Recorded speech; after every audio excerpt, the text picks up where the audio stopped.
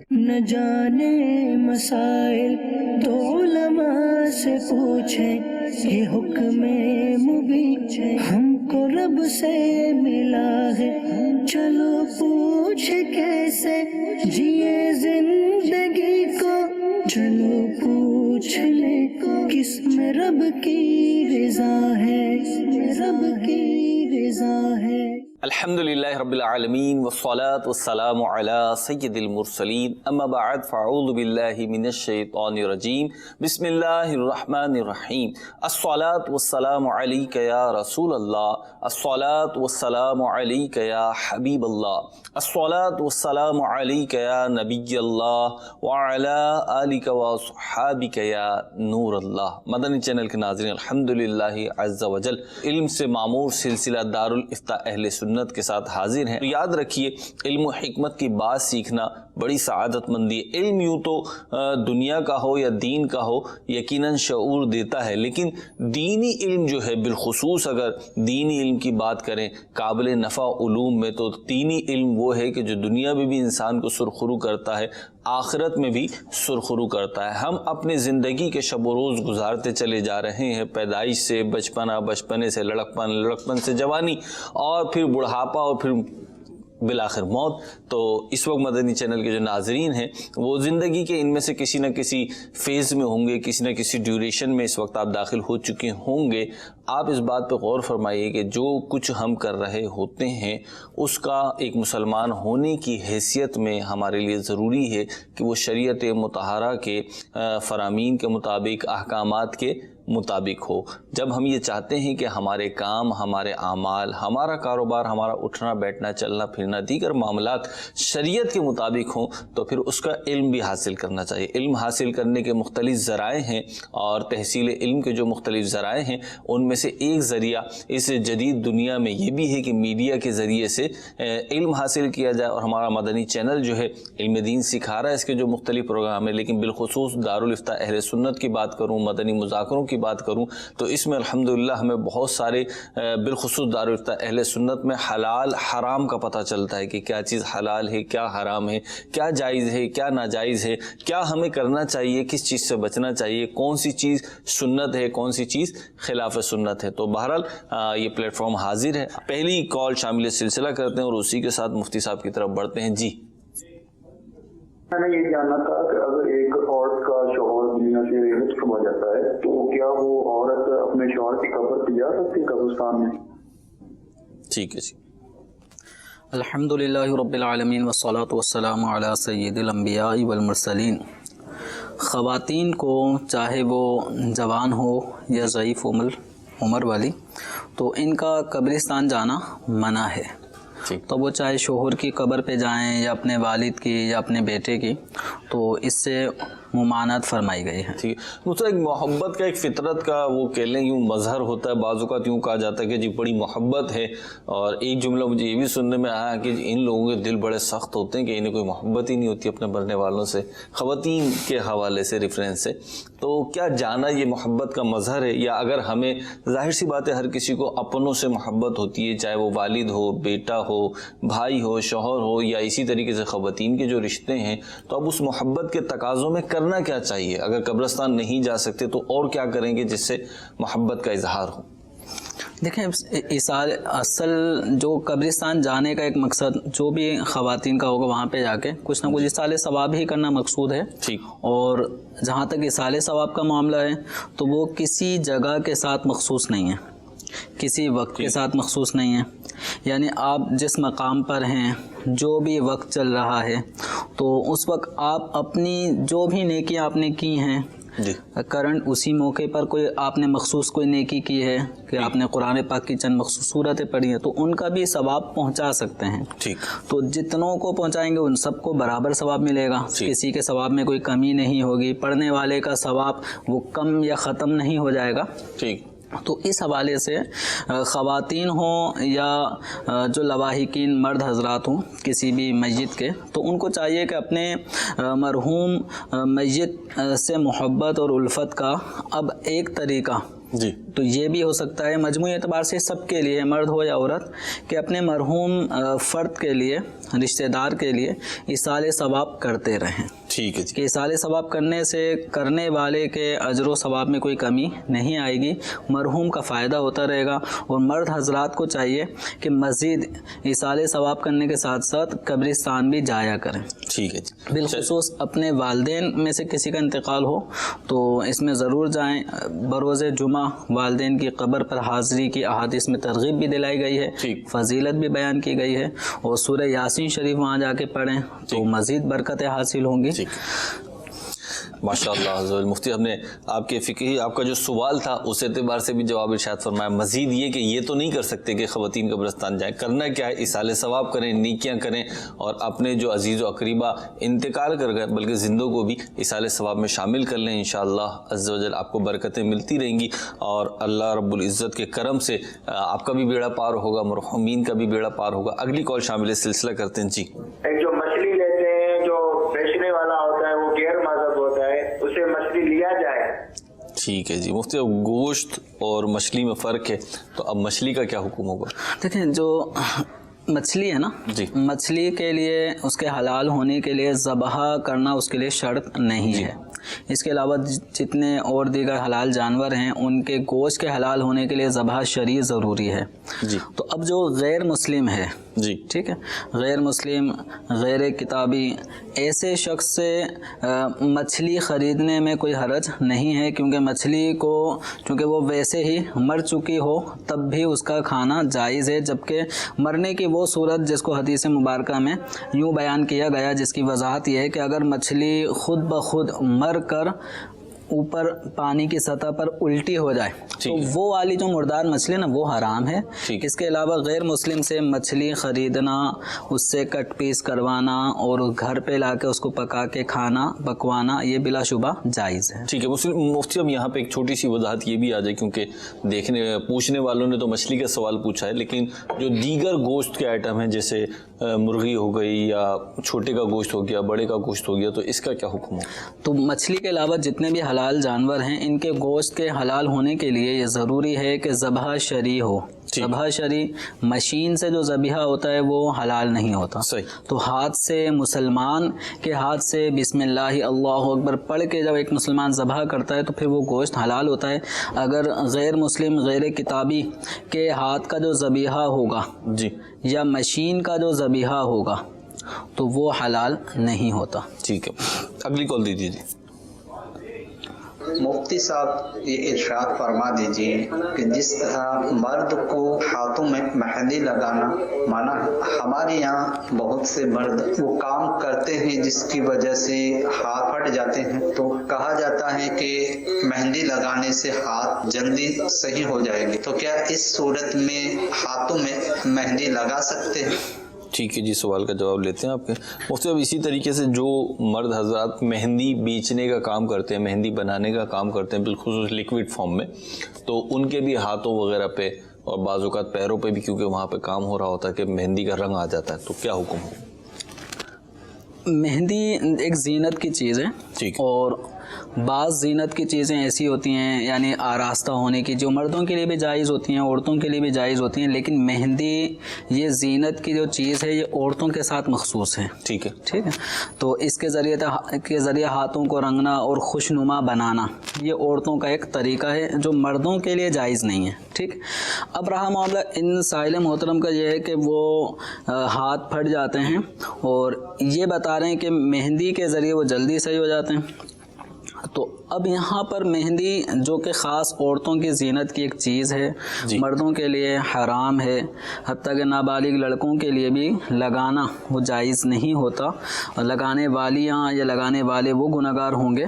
تو اب یہ جو مہندی لگانے کا جہاں تک معاملہ نا، عذر اور ضرورت شرعی اگر پائی جائے گی تو وہاں پہ مرد مہندی اپنے ہاتھوں کو رنگ سکتا ہے، لیکن اس کے اندر چند چیزوں کا خیال رکھنا ضروری ہوگا.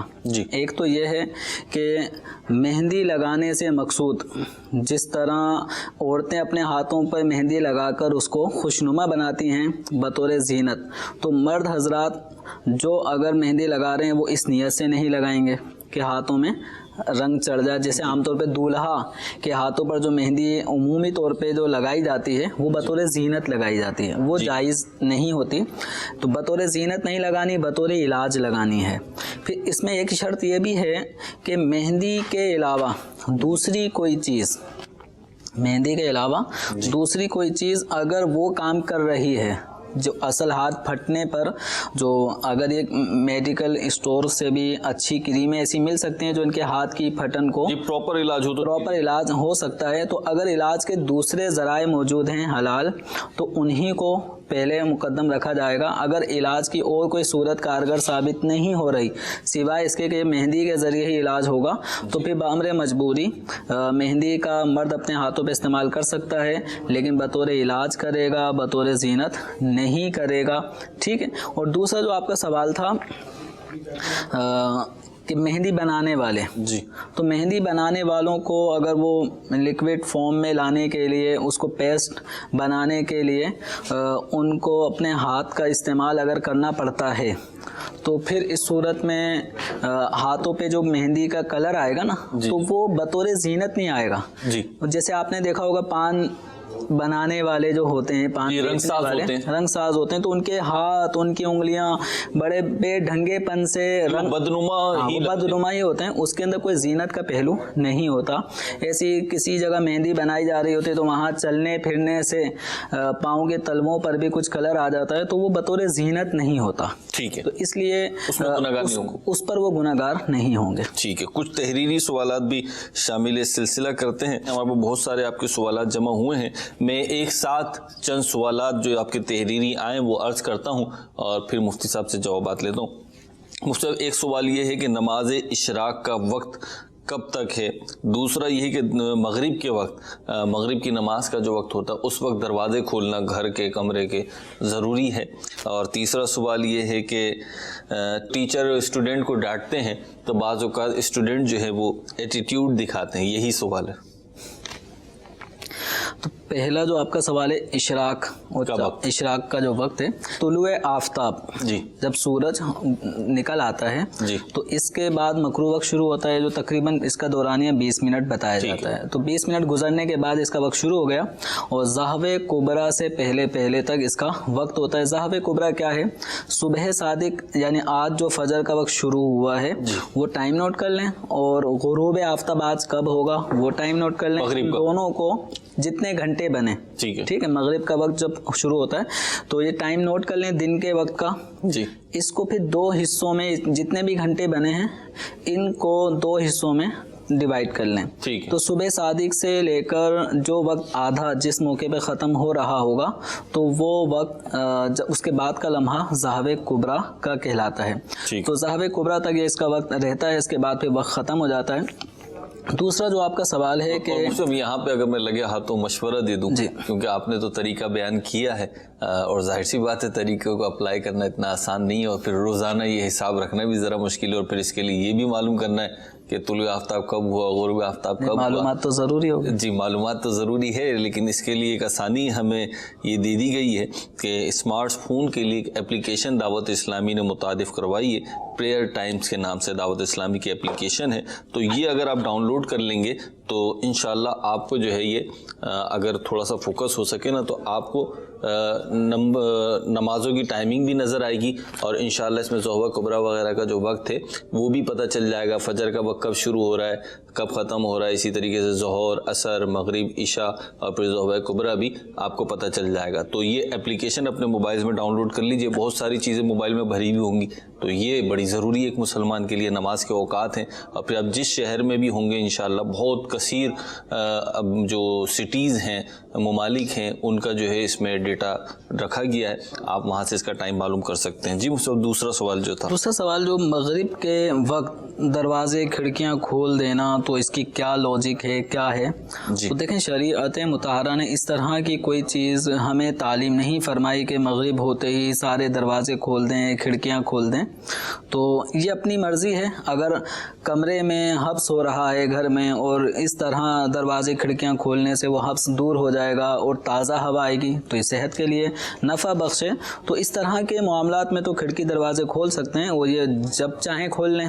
اس کا خاص مغرب سے کوئی تعلق نہیں ہے. ٹھیک ہے. اور مجھ سے اگلا سوال جو تھا کہ ٹیچر کو ایٹیٹیوڈ دکھا رہے ہیں, ٹیچر ڈانٹتا ہے, کسی بات پہ سرزنش کرتا ہے اور جو ہے نا وہ پنشمنٹ دیتا ہے. تو بعض طلباء ہوتے ہیں, چھوٹی کلاس کے تو بچے شاید نہ ہوتے ہوں, لیکن تھوڑی بڑے سے جو بچے ہونے لگتے ہیں, لڑک پر میں داخل ہونے لگتے ہیں, وہ بعض اوقات ناراضگی کا اظہار کرتے ہیں اور اس بات کا اظہار کرتے ہیں کہ جی آپ اچھا نہیں کر رہے ہمارے ساتھ. اس میں دیکھیں استاد کے انداز پہ بھی ڈیپینڈ کرے گا کہ ایک طالب علم اگر وہ سبق یاد نہیں کرتا یا جو بھی اس سے شکایت ایک استاد کو ہے تو استاد اس کے ساتھ انداز کون سا اختیار کرتا ہے. ٹھیک ہے. اب جتنی وہ سزا کا یا عتاب کا وہ حقدار تھا اس غلطی پر, اگر اس سے زیادہ انداز اختیار کرے گا استاد تو پھر یہ نفرت پیدا ہونے کا ایک ذریعہ بنتا ہے. تو استاذ کے لیے بھی یہی ہے, ٹیچر کے لیے بھی یہی ہے کہ پیار محبت کے ذریعے جتنا اپنے طلباء کو تعلیم کا سلسلہ رکھے گا تو عام طور پہ دیکھا یہ گیا ہے کہ ایسے استاد کی طرف طلباء زیادہ مائل ہوتے ہیں اور اس کی باتیں زیادہ سنتے ہیں, اس کے کہے ہوئے کی لاج رکھتے ہوئے جیسا وہ چاہتا ہے اس طرح بننے کی بھی کوشش کرتے ہیں. ایک استاد کے لیے نرم دل ہونا اور مشفق ہونا ضروری ہے, رحم دل ہونا ضروری ہے. اگر وہ ظالم جابرانہ انداز اختیار کرے گا تو پھر جو سوال میں ایک طالب علم کی کیفیت آپ بیان کر رہے ہیں نا, تو اس طرح کی کیفیت اناد والی اور دشمنی والی باہر نکلے تو دیکھتا ہوں. تو اس طرح کی چیزیں میں یہ بدلہ لینے کے مختلف مواقع تلاش کرنا, یہ تو ہمارے معاشرے میں استاد کے ساتھ کیا کچھ ہو جاتا ہے یہ کسی پہ ڈھکا چھپا نہیں ہے. تو بہرحال استاد کو بھی چاہیے کہ نرم گفتگو احسن کلام کرے گا. خود نبی کریم صلی اللہ تعالیٰ علیہ وآلہ وسلم کو اللہ تعالیٰ فرماتا ہے آپ کی شان کہ وَلَوْ كُنْتَ فَظًّا غَلِيظَ الْقَلْبِ لَانْفَضُّوا مِنْ حَوْلِكَ. اے نبی صلی اللہ علیہ وسلم آپ اگر ترش روح ہوتے, سخت دل ہوتے, لن فضوا من حولک, تو یہ جو صحابہ کا مجمع آپ کے چاہنے والے آپ کے ارد گرد بیٹھے ہوتے ہیں نا, یہ سب چلے جاتے ہیں. اللہ. تو نبی کریم صلی اللہ تعالیٰ علیہ وآلہ وسلم معلم اخلاق حسنہ ہیں. سبحان اللہ. اخلاق سیئہ اخلاق حسنہ کے مابین آپ نے فرق بیان فرمایا ہے.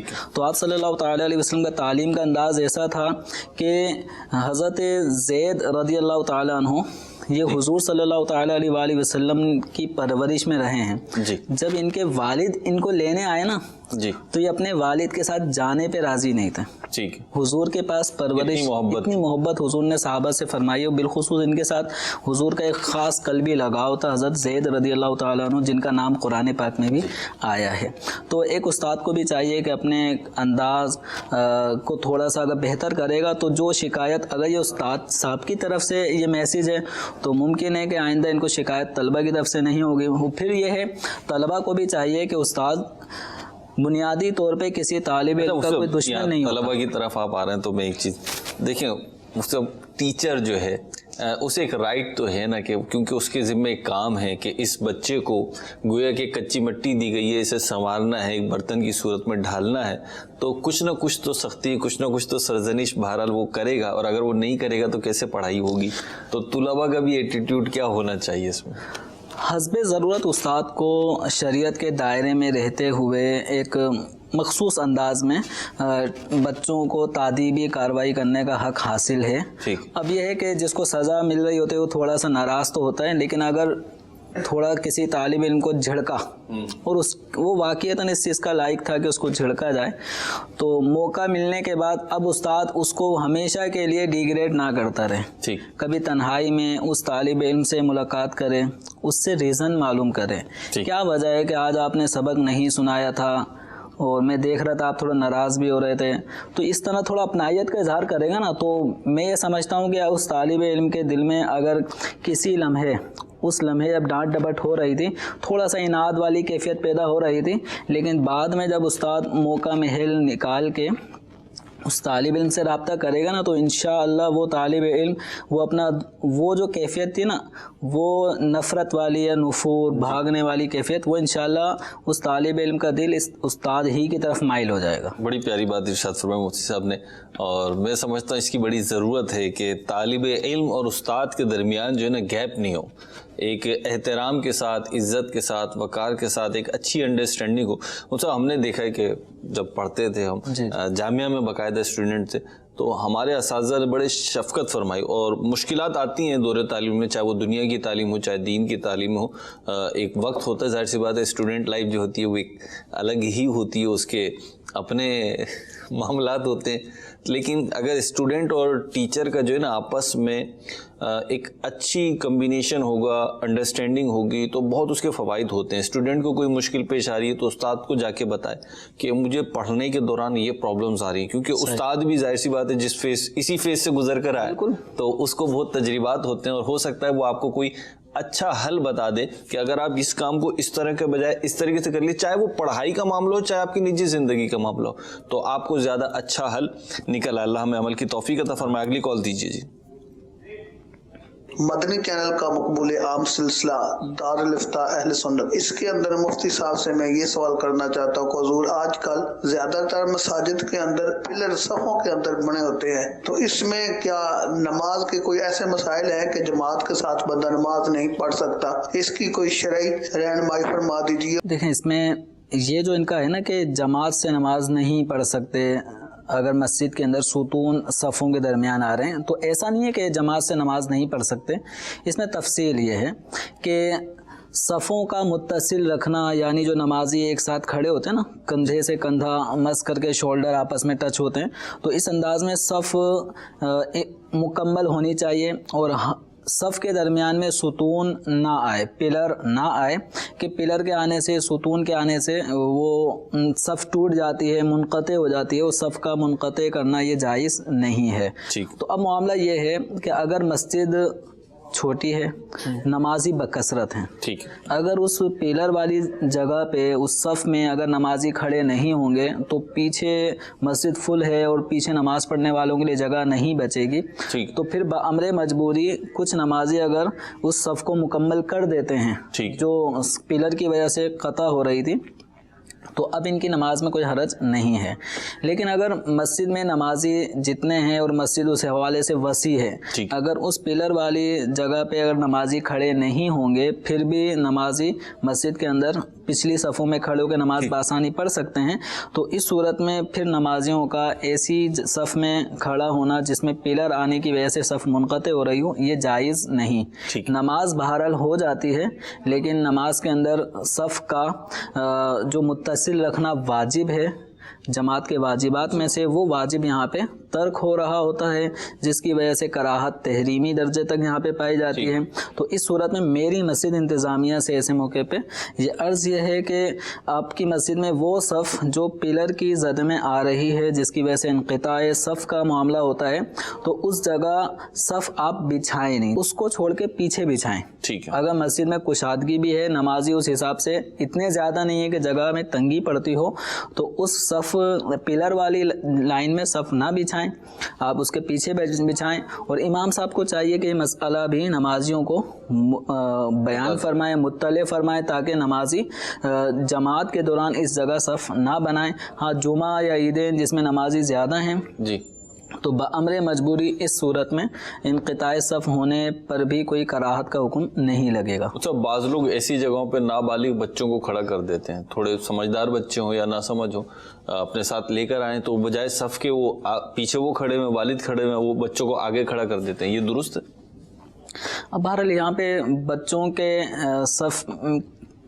صف سب سے آخر میں بنانے کا حکم شریعت مطہرہ نے دیا ہے. اب یہ ہے کہ بچوں کا وہ حکم نہیں ہے جو مردوں کے لیے ہے, تو یہ جو کراہت تحریمی کی جو مخصوص صورت بیان کی صف میں انقطاع کی صورت میں, وہ مردوں کے لیے ہے. ٹھیک ہے. وہ فنائے مسجد میں ہمارے پاس تحریری سوال ہے کہ فنائے مسجد میں جوتے پہن کر چل سکتے ہیں؟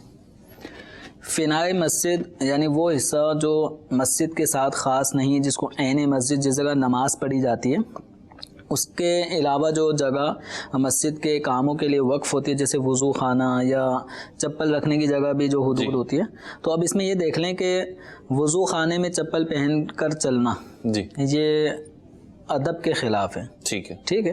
اور پھر دوسرا یہ کہ چپلوں میں مختلف قسم کی ناپاکی نہ صحیح تو گندگی مٹی گرد غبار لگا ہوتا ہے، تو اگر چپل پہن کر وضو خانے میں چلیں گے تو ناپاکی کا بھی خدشہ ہے، ناپاکی نہ صحیح تو گندگی کا تو بہرحال معاملہ نظر آتا ہے. تو اس صورت میں اس کی اجازت نہیں دی جائے گی کہ اس میں پھر بہت سارے وسوسے لوگوں کے جنم لے سکتے ہیں.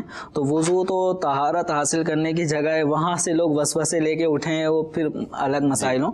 اس کے علاوہ جو دیگر جگہیں ہیں کہ فنائی مسجد کہ جو مسجد میں داخل ہونے کے راستے اور جہاں تک چپل لانے کا عرف ہے، جہاں پہ چپلیں اتاری جاتی ہیں وہاں پہ کوئی حرج نہیں ہے. مصعب اس میں اگر ہم یوں دیکھیں کہ ہماری جو مساجد ہوتی ہیں بالعموم ہم نے جو دیکھا ہے تو اس میں جو ایک عرف و عادت ہوتی ہے وہ سمجھ میں آتی ہے کہ یہاں چپل لانی ہے یہاں نہیں لانی ہے. یعنی بعض فنائی مسجد کی جگہیں ایسی ہوتی ہیں کہ وہاں پہ چپل لانے کی مطلب نہیں ہوتا سلسلہ. شرعاً اس کا کیا حکم ہے وہ تو ایک جدا بات ہے، لیکن عرفی اعتبار سے بھی اجازت نہیں ہوتی. تو اگر اس کی رعایت کریں تو بچت کی صورت ہے.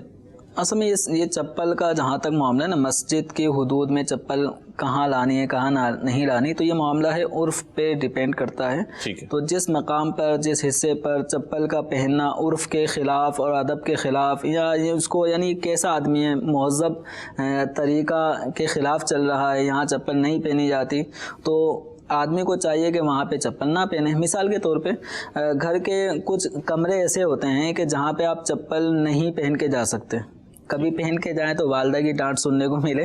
تو اس کا مطلب ہے کہ کچھ جگہ ایسی ہیں کہ جہاں پہ چپل پہننا اگرچہ جائز ہوتا ہے لیکن عرف و عادت بتا رہی ہوتی ہے کہ یہاں چپل نہیں پہنے. ٹھیک ہے، تمیز اور اخلاقیات بھی ہوتی ہیں، اس کا بھی خیال رکھنا چاہیے. ٹھیک ہے. مصعب کچھ ہمارا تحریری سوال ہے، ایک بڑا دلچسپ سوال ہے.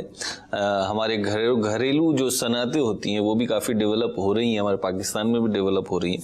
اگر کوئی خاتون اپنے شوہر کے کام میں ہاتھ بٹاتی ہے گھر میں رہتے ہوئے، اس کے شوہر جو کوئی جائز کاروبار کرتا ہے تو اس کام میں ہاتھ بٹاتی ہیں، اور ظاہر سی بات ہے ہاتھ بٹانی تو محنت تو کر رہی ہیں نا، یہ اس کے ساتھ تعاون کر رہی ہیں، تو اس کی وہ میکنگ وغیرہ اور اس کی جو ہے اجرت طلب کر سکتی ہیں شوہر سے یا نہیں؟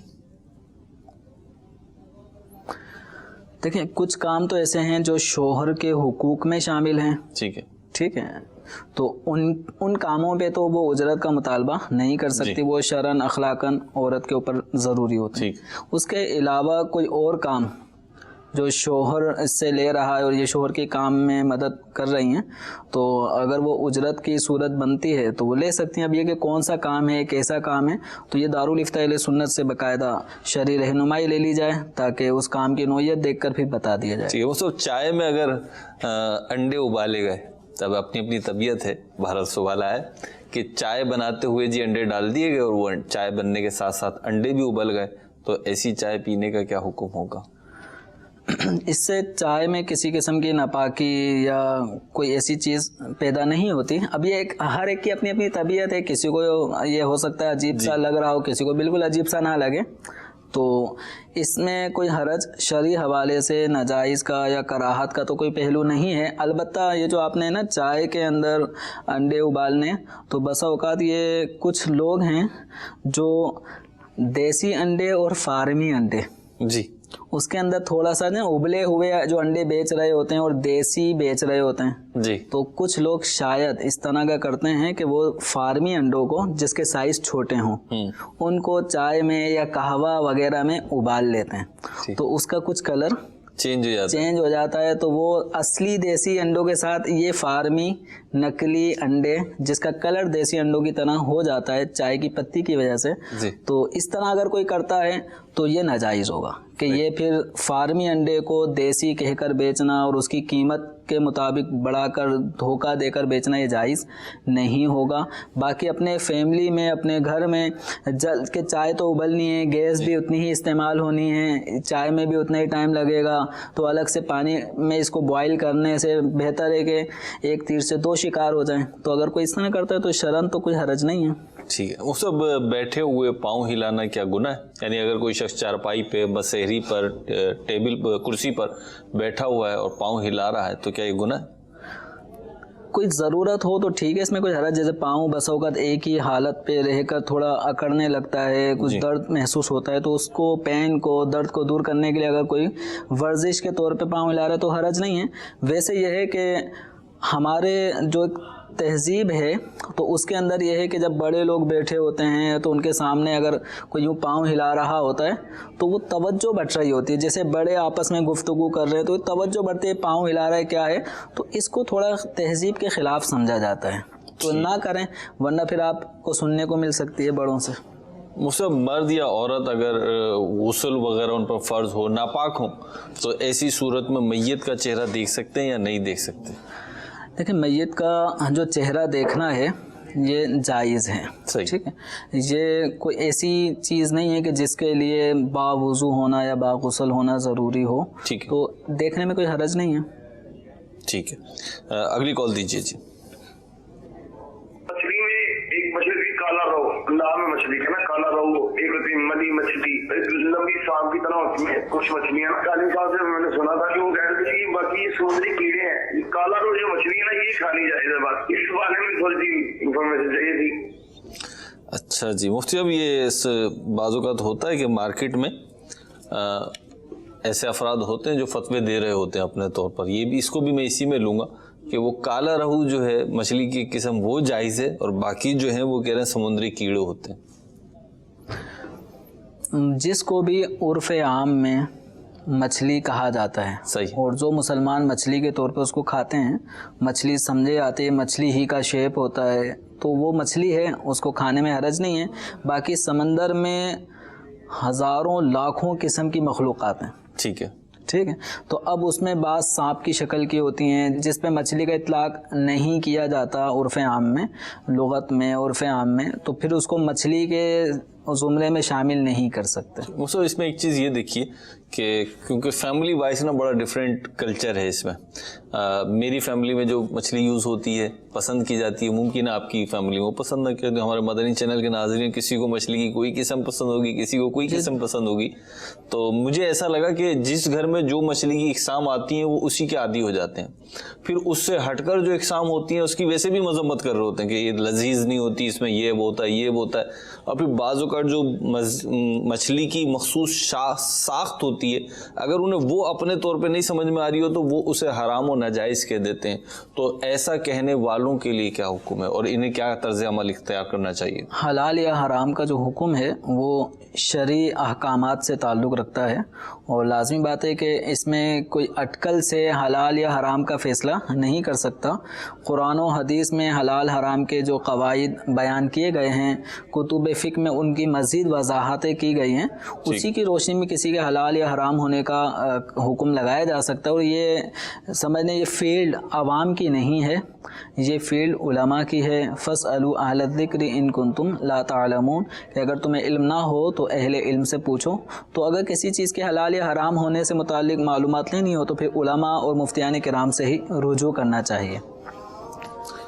ठीक है जी, हमारा सिलसिला आपने देखा और बहुत सारे मसाइल जो थे डिस्कस हुए। देखते रहिए मदनी चैनल। सल्लू अलल हबीब सल्लल्लाहु तआला अला मुहम्मद सल्लल्लाहु तआला अलैहि वसल्लम। न जाने मसाइल तो उलमा से पूछें, ये हुक्म मुबीन हमको रब से मिला है। चलो पूछ कैसे जिए जिंदगी को, चलो पूछ ले किस में रब की रज़ा